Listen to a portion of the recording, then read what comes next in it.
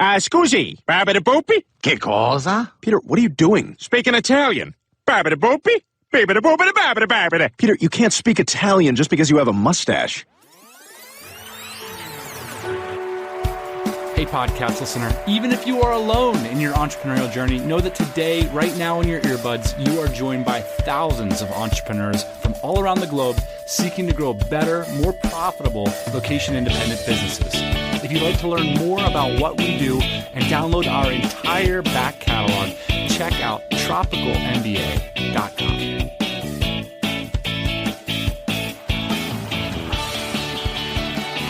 Hola, podcast listener. On today's episode, I'd like to share with you one of my issues, and it's language learning. So like many of us, I spend a lot of time in foreign countries, and I'm ashamed to admit that aside from a few jokes and the names of my favorite dishes and restaurants, I really haven't picked up a whole lot of the languages of the places that I've lived in and experienced. And now things are starting to get real. Because as many of you know, I recently moved to Spain, set up a residence here, and really fallen in love with the beautiful city of Barcelona. And not only is Spanish an incredibly useful language to learn, it would help me in a lot of my daily interactions here, but frankly, it's starting to get a little embarrassing.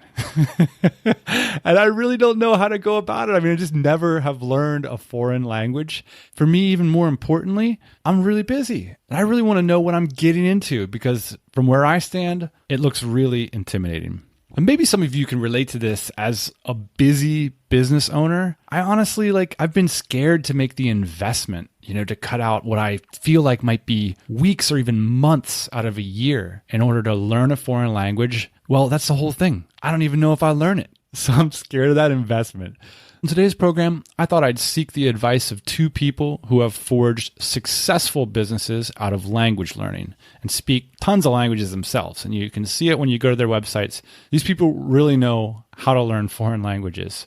And by the way, I'm going to be posting the links to all the resources that today's guests bring up at tropicalmba.com/language learning. So my first guest is Benny Lewis of fluentin3months.com. An excellent blog that I've actually been reading the information on, but not really taking action on it.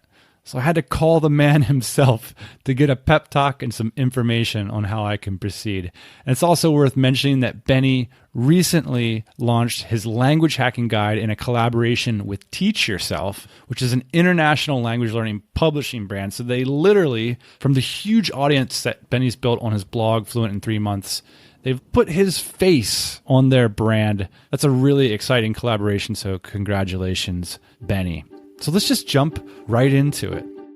I threw a wish in the well, do ask me, I'll gladly tell. A language I wanna speak well, but something's in my way. Spend so much for these lessons and more tests. So Benny, the real reason I'm calling you today is because I have a problem. I have many problems, but I'll share with you one that you might have some insight into. I've been living in Spain since January, and I don't speak any more Spanish than I knew when I first moved here.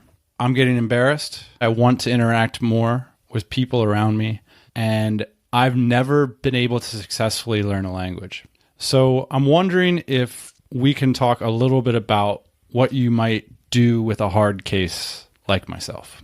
Your story, believe it or not, is almost exactly the same as my story. So calling you a hard case implies that I'm a hard case. And I have published courses in languages at this stage. I've written books about it. I've blogged about language learning and YouTubed about language learning. So people would presume that I'm just a natural language learner. But back in 2003, when I graduated in my 20s, I also moved to Spain.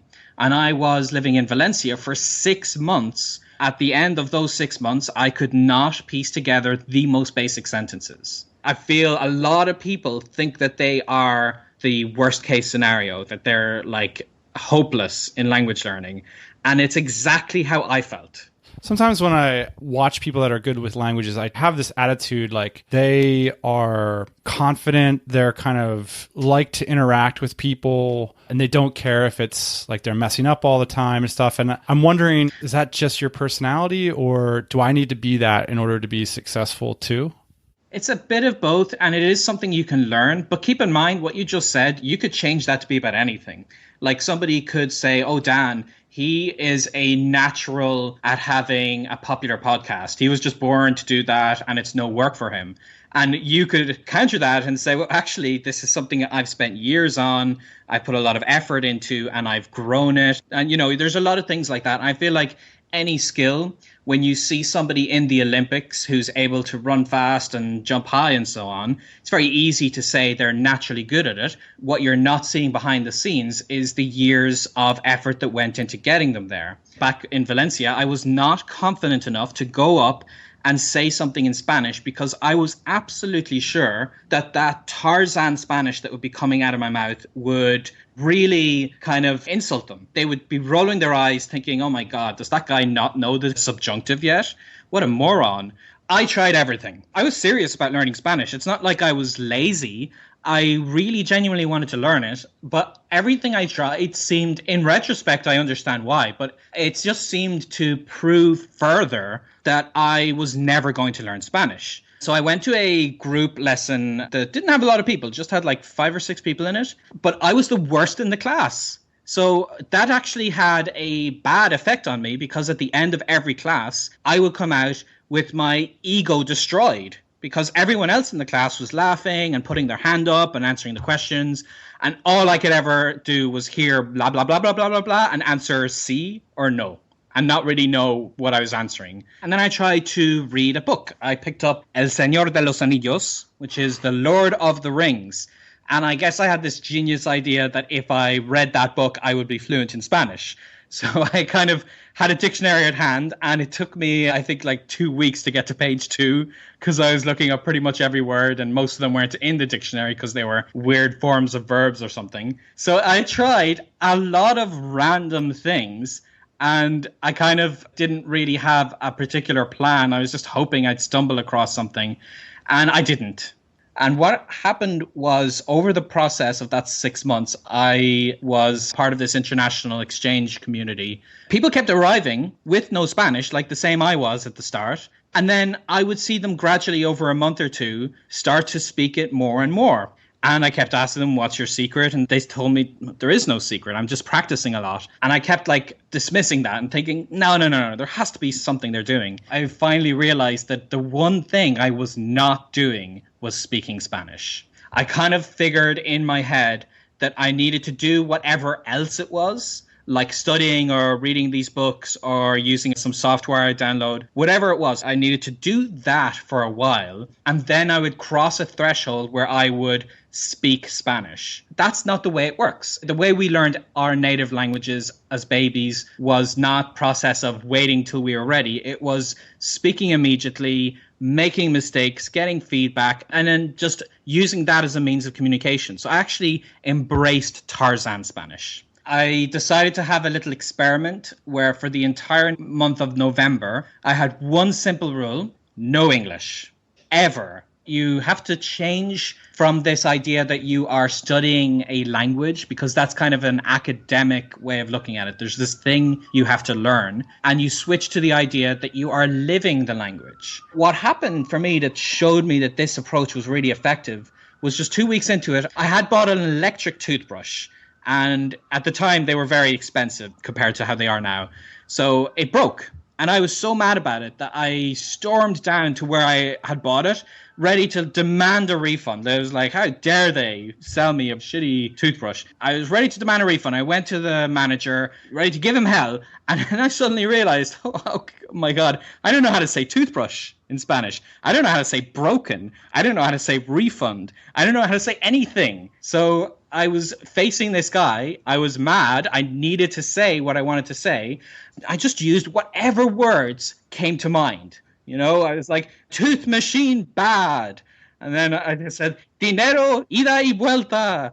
And that's like money round trip. You know, that's all I could muster up. And you know what? I got my money back. And this kind of showed me that even with my butchered Spanish, I was achieving a goal.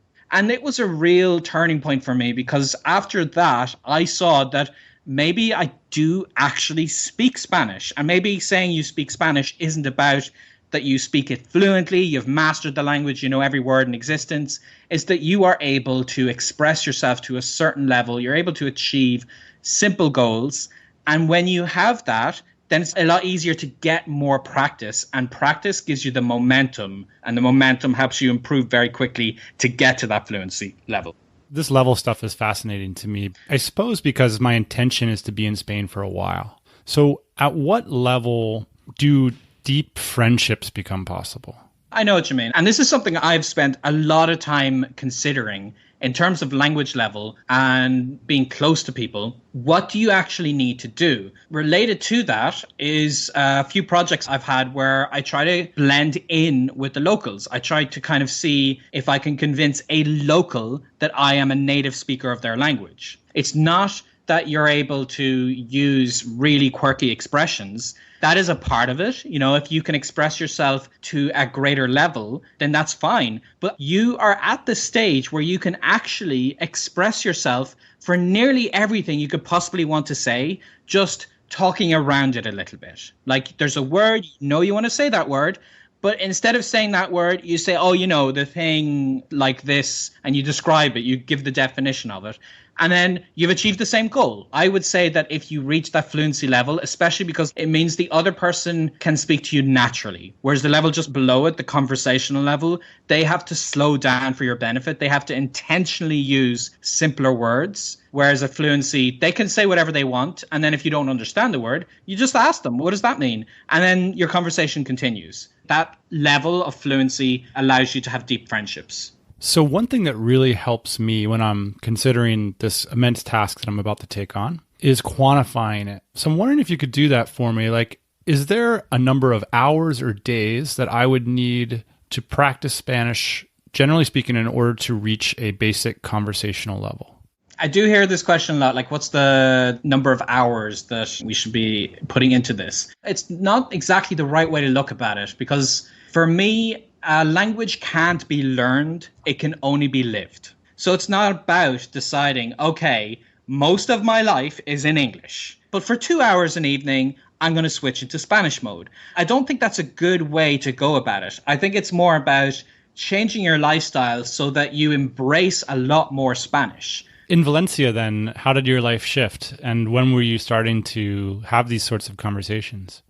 So it was very difficult because for those first 6 months, I had made a lot of friends who I only spoke English to. And a lot of these were Spanish people, but they were Spanish people who were kind of, I didn't realize it until I made the switch, but they were kind of using me for free English practice. I found that for those first few months, I made a lot of progress because I started going to the Erasmus events. They're third year in university. They're on an exchange to a different country. So I actually learned a lot of my Spanish from Italians, from Germans, from French speakers. And it's because they were in the same boat as me. They were learners. They're not necessarily going to speak as fast as Spaniards speak, because they do speak very fast. And they were not going to use as complicated words. And that eased me in. It's funny, I've noticed that speaking with store clerks that are from China or Pakistan have been the only sustained conversations I've had in Spanish so far. And rather than think of that as a bad thing, like, oh, I can only speak Spanish to non-Spaniards, think of it as your first foot in the door. So that was the first thing. And then after that, I transitioned into speaking a lot with Latin Americans. So there would have been Colombians and Mexicans and Peruvians who were also living in Valencia. And I started talking to them because Latin Americans tend to speak slower and a little clearer. They'll open their mouth a bit more when they're talking. So I started talking to them. That gave me more momentum and a lot more confidence that I was speaking with native speakers.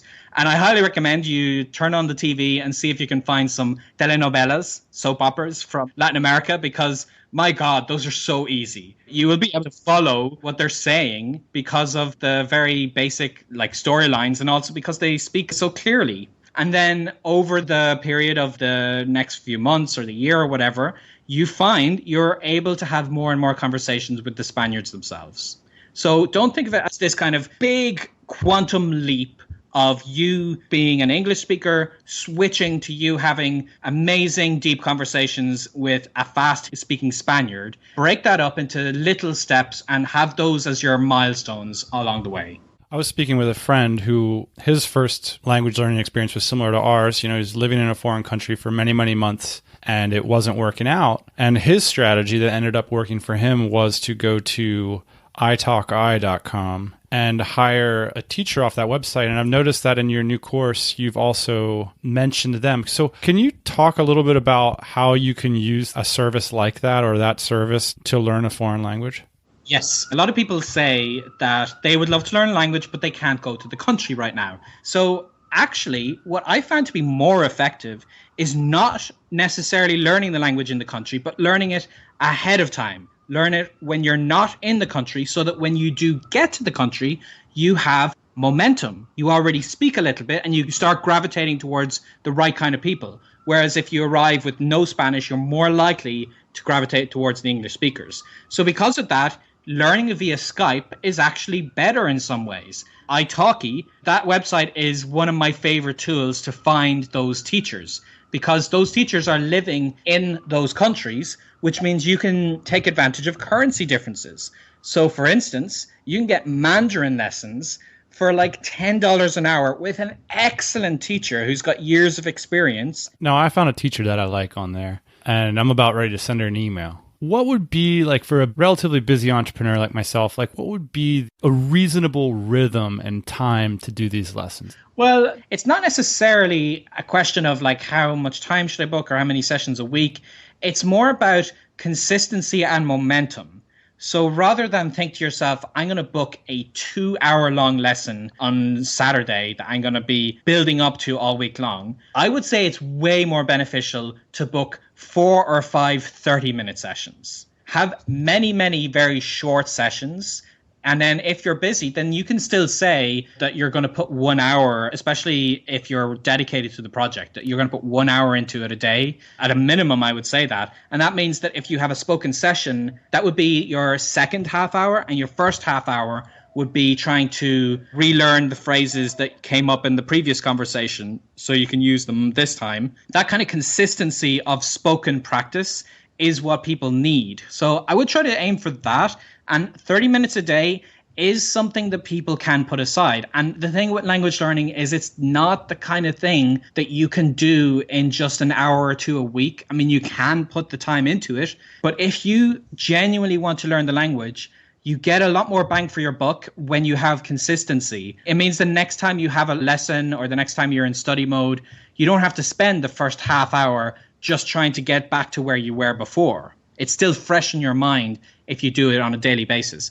So I would tell people, just decide that for the next 3 months or whatever amount of time you think you can put into this, you are going to make some sacrifices. You're not going to binge watch anything on Netflix. You're not going to go out to like networking events 3 times a week. You're going to cut that down to 2 times a week. You know, you make these little sacrifices so that you have a tiny bit of extra time. And I know all about being busy. I have like 3,000 emails I get a day from all over the world. But I also know that if I want to improve my skills in something, I need to do it consistently. Rather than think I don't have the time, I find ways to make the time. So Benny came out at you with some tough love here, which is like, hey man, you can't just keep reading about this stuff. You have to get out there and actually speak a language if you want to speak a language. And this is actually the sort of advice that Ian and I have given out countless times on this podcast. You know, reading about business tactics is not the same as actually performing business transactions. They're totally different experiences.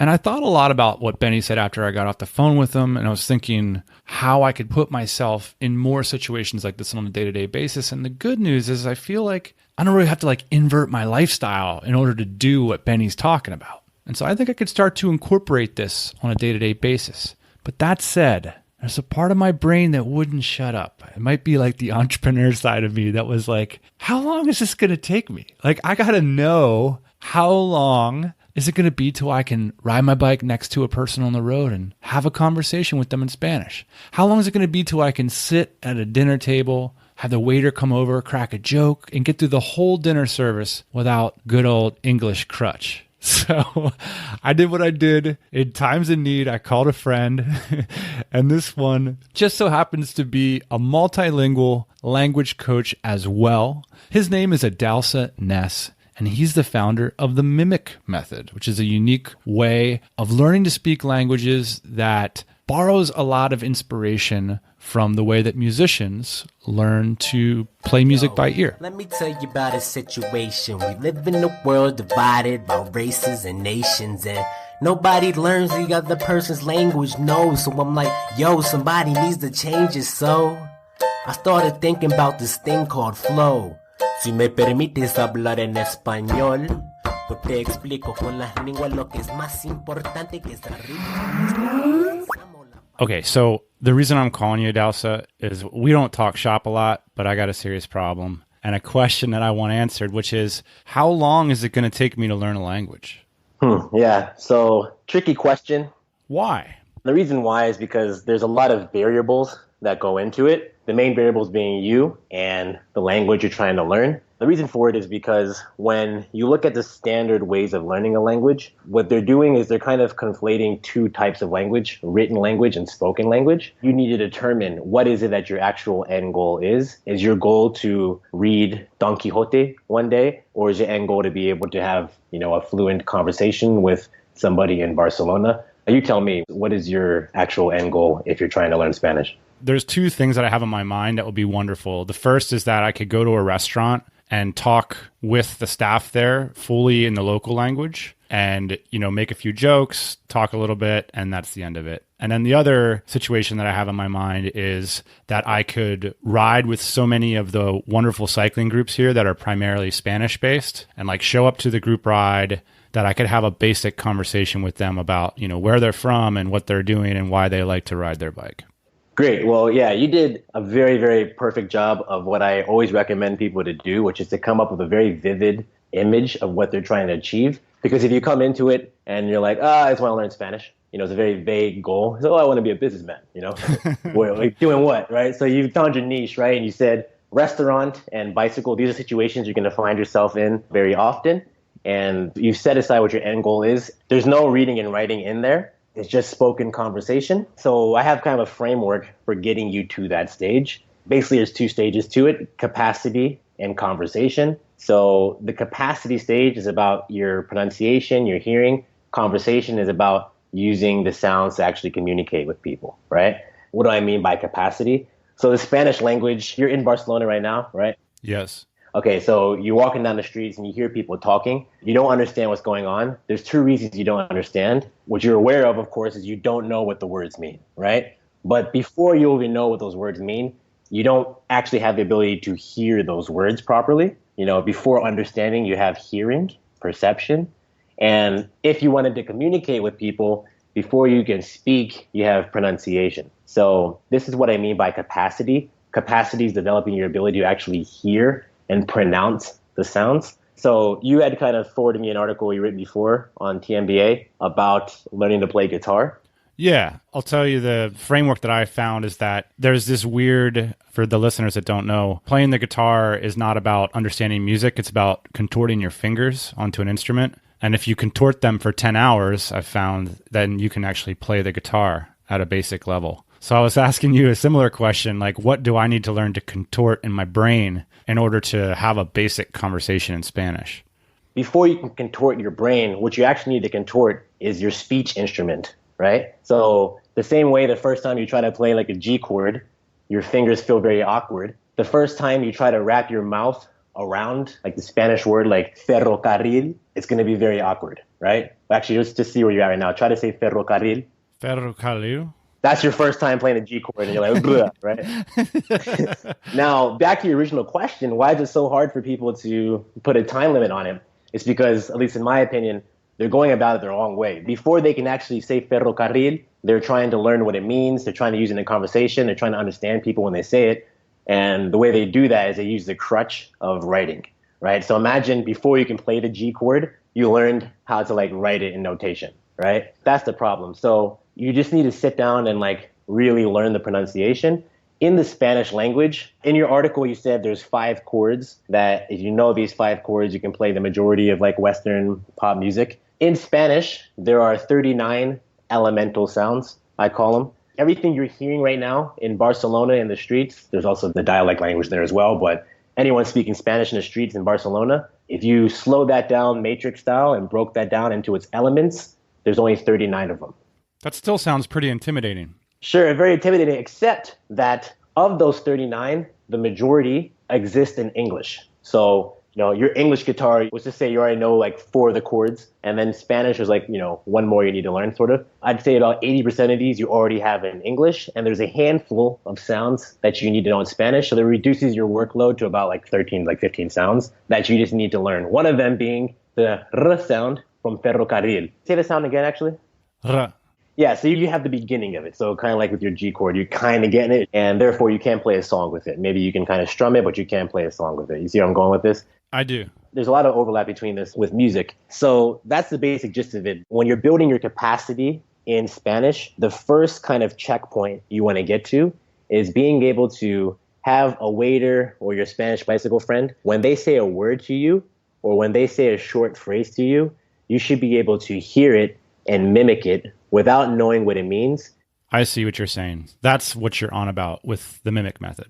Exactly. This is the major distinction between how we go about learning a language and everyone else. There's basically 3 things in a language, right? Hearing and pronunciation, speaking and understanding, reading and writing. If you try to go about it reading and writing first, it's like learning guitar by reading and writing first. I'm saying start with the actual physical capacity. Learn the 39 elemental sounds. Those are like your individual notes. Then combine those notes together like chords. Those are called syllables when you have 2 or more elemental sounds combining together. Then finally, on the top level of a sentence, when someone says to you, Hola, ¿cómo estás, Daniel? Right? There's 3 things going on there. I'm making syllables, I'm pronouncing syllables, I'm putting them in a rhythm of stress and spacing, the same way in a guitar, there's rests and whatnot. And there's intonation as well in language. The way your voice goes up and down in Spanish is different from the way your voice goes up and down in English. You can train each of those components separately, bring them all together, and then you have the music of Spanish, where you're able to, once again, mimic the bicyclist, mimic the waiter. Once you're able to mimic, then you move on to the conversation stage. If you remember from guitar, if you keep practicing for a while, your brain kind of melts after like an hour of intense focus. Exact same in my experience for learning a language. There's about like an hour of mental exertion you can do before, you hit failure point, in which case you need to sleep in order to rest and like internalize everything and then do it the next day. If you're doing an hour a day for about 3 to 4 weeks, and you're a musical person, it's usually faster, it'll take about 3 weeks probably for you to get to the point where you can mimic Spanish to a decent level. Once you're able to mimic, then the next stage is conversation. Conversation, you'd start off very basic, learning the basic 80-20 words and phrases that will allow you to say, agua, por favor, sí, pásame. And this very kind of caveman Spanish. We call that simple conversation. The next step in that process I call scripted conversation. And this is specifically where you, Dan Andrews, focus on what matters to you. You're not learning about la biblioteca and like all these other things you do in like a Spanish textbook. Hugo ne Naranja. It's like exactly. Yeah. Scripted conversation is where you're the same way a comedian will memorize routines. You said yourself you want to tell jokes to the waiters and whatnot. Like you have your jokes you say in English. Basically, you sit down with a native speaker of Spanish who also knows English very well, and you help them come up with these scripts for you, not reading and writing, but you're memorizing them by ear. And then you just go into that restaurant every day and you try to run these jokes. You try to say, hola, you go to meet up, say, hola, mi nombre es Dan. Introduce yourself. You're doing this over and over again until you're comfortable in that specific context of a restaurant, in the specific context of introducing yourself, in the specific context of riding a bike. You learn what all the different parts of a bike are, the wheels, the spokes, the tire, all these words that I wouldn't learn in Spanish early because I'm not riding bikes, but you would because it's relevant to you. And you just focus on those specific contexts, mimicking all the while whenever your bicycle friends are saying things. If you already have the ability to mimic and you put yourself in those situations, you can get to a very high level of like fluency in that context within a matter of, once again, 3 to 4 weeks. So basically in 2 months, you can achieve that goal of being like pretty confident in that context of biking and, orange juice ordering at a restaurant. I've been looking at this for a few weeks now. Just for my mindset, I have to like know what my investment is and know what my return is going to be. And I'm just got my residency and now it's like, okay, what's the investment? So here's my strategy. I'm going to run it by you. My plan is I've identified a brilliant teacher on the website iTalkI. And my plan was to speak with her for a half an hour every weekday, like before I start my workday in Spanish. So if you were a betting man and I'm speaking with a native speaker for half an hour every day in the morning and then being able to go out and deploy it, in the evenings when I go to the bodega or whatever, how long would you suspect before it is that I could get to these visions that I have of having a fluent conversation with a few laughs with the waiter and being able to talk about the flat tire I had last week while I was riding to Girona with my riding partner? It all depends on how precise you are with this teacher. If you are doing more of a standard thing where the teacher comes and gives you general information, you focus a lot on learning how to spell, learning how to read and write, it can take you a long time. If you don't put in the effort and time into really figuring out how to contort your mouth the right way, contort your ear the right way to really internalize these sounds, this is what takes people years to do. If you do it sequentially and you master hearing, master pronunciation, master the instrument of your Spanish mouth, then with your teacher, focus purely on perfecting your scripts, talking about your bicycle trip in Girona, talking about the waiters and ordering things. You don't waste any time on grammar theory. You don't waste any time on literacy. I would not go with a teacher that wanted to go down that route. Great, good, perfect. I always recommend people to take ownership over their tutoring sessions. If you take that kind of ownership, I think you can achieve the vision you spelled out for me at the beginning of this call in 2 months. What happens is through the acquisition of more and more context that you're comfortable speaking in, you eventually get to a point that I call like the shift, the mental shift, paradigm shift. I'm not sure how far you got in your guitar training, but you get to a point where you can just improvise. That's the same thing in language. Spontaneous conversation is what I call it. That's what we're doing right now. We didn't rehearse this. We didn't prepare it. We're just speaking off the top of our head on any subject. That's what you're really striving for in like Spanish fluency. But in order to get to that spontaneous level, that improvised level, you first need to put a couple of songs under your belt. So, this is your John Denver discography. You fill up my senses. For the restaurants and bicycling, yeah. Once again, European framework, the way they typically teach language is backwards, and they start you with command, and they start you with like learning how to read and write. And this is what you get with a lot of people who've been studying for years. We start with a very academic approach because that's what we're used to after years of schooling. But, you got to start from the street. Es más importante que ese ritmo. Es como procesamos las palabras conectadas. Y si no aprendes esto, tú no vas a aprender nada. Con sus tablas de conjugaciones, mira, tírense los textos.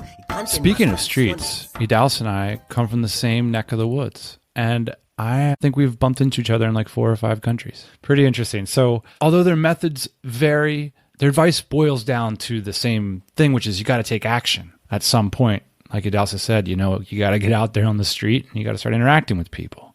So the question remains, how long is it going to take for me to learn Spanish? What am I going to do with this advice that I've received today? Well, so here's what I'm going to do. Now, I got to give myself a brief hiatus from Spanish language guilt because I am heading off for DCBKK. I'm going to be spending some time in Asia, hanging out with attendees, doing some business. But when I return to Spain, my intention is to, and I've already selected a teacher, is to schedule 30 minutes of conversation a day. And so I'm going to take the street to my computer because I'm happy to start interacting with people more IRL, so to speak, in real life. But I need this process to be efficient so that I can continue to pursue a lot of the time-intensive projects that I have on my plate right now. So there's this website called iTalkI. I've found a teacher on there. It's sort of like Upwork for Spanish teachers. And I'm going to take this conversational approach that Benny's given me with the mimic method that Idahosa's given me. And I'm going to basically go to this language teacher and say, look, I don't want to follow what you've done with your students. I'm going to take these approaches and I want to have a conversational approach. And I want to talk with you for 30 minutes a day. So what do you think of that strategy? That's my distillation of this. Well, here's the thing. I won't keep you in suspense for too long. I'll let you know how my Spanish language progress comes along in later episodes of this show. And a big shout to Benny Lewis from Fluent in 3 months and Idahosa Ness from themimicmethod.com. Do check out their sites if you're interested in learning a foreign language. And we will be back, as always, next Thursday morning. I think that's Próximo Jueves Mañana. I got a long way to go. Hey, thanks for listening to the Tropical MBA podcast. You can go to tropicalmba.com, get access to hundreds of back episodes and all kinds of other goodies. Load up your iPod. That is the cheapest way to fly business class on your next international flight. We will see you next Thursday morning, 8 a.m. Eastern Standard Time.